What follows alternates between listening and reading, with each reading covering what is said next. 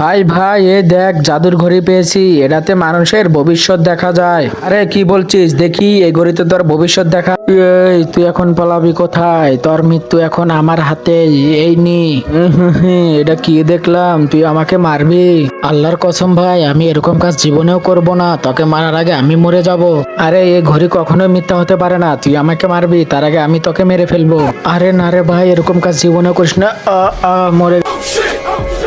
আরে এই তো দিছি শালাকে মেরে, এখন আমার কোনো ঝামেলা থাকলো না। কিন্তু বন্দুক, আরে বন্দুকটা ওর কাছে রেখে দিই, তাহলে কোনো ঝামেলা হবে না। আরে এবার ওকে নদীতে ফেলে দিই।